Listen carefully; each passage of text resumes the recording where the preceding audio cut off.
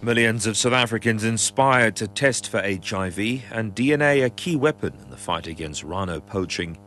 Good day to you. A new survey shows that over 10 million people in South Africa tested for HIV in the past year, and 52% of those were inspired by President Jacob Zuma's public HIV test. The survey, conducted by the Johns Hopkins Health and Education in South African group, has also showed a dramatic increase from 18 to 66% in condom use on the first sexual encounter. The study was released on the sidelines of the International AIDS Conference in Washington in the U.S. Tabile Mapanga reports.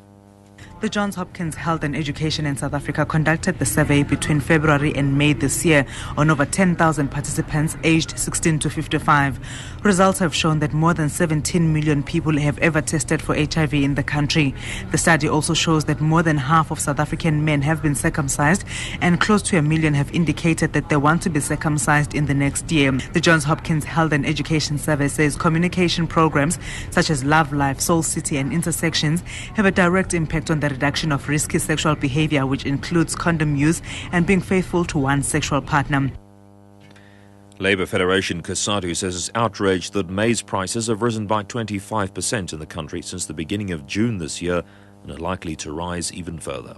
Spokesperson Patrick Craven says they object to the fact that South African maize prices are not determined by market conditions in South Africa, but are locked into world cereal prices as fixed at the Chicago Exchange.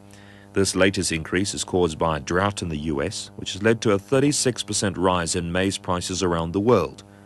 Craven elaborates.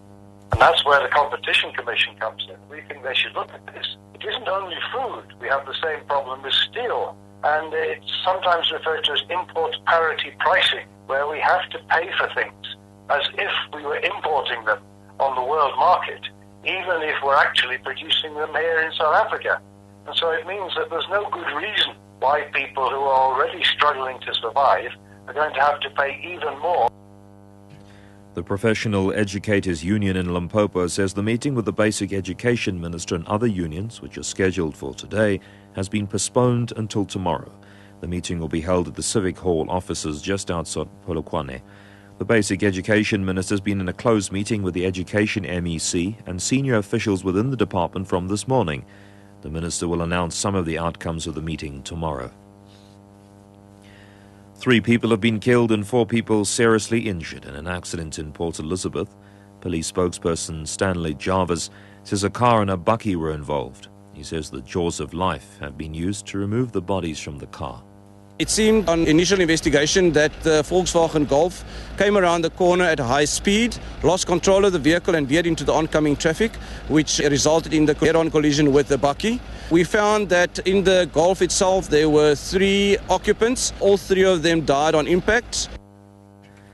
DNA profiling is proving to be a key tool in the fight against rhino poaching. Scientists at the University of Pretoria have been collecting DNA samples from the animals across the country.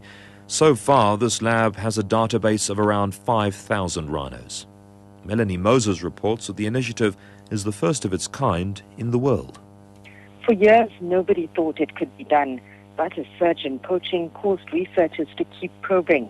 And they discovered that rhino horn does indeed have a full DNA profile.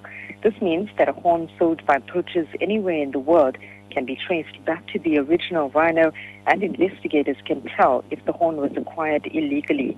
The analysis has proven to be extremely valuable in court cases, and the program is already being rolled out in other African countries. Melanie Moses, SABC News, Kruger National Park. A look now at the top story at 5 p.m. A new survey shows that over 10 million people in this country tested for HIV in the past year, and 52% of those were inspired by President Zuma's public HIV test.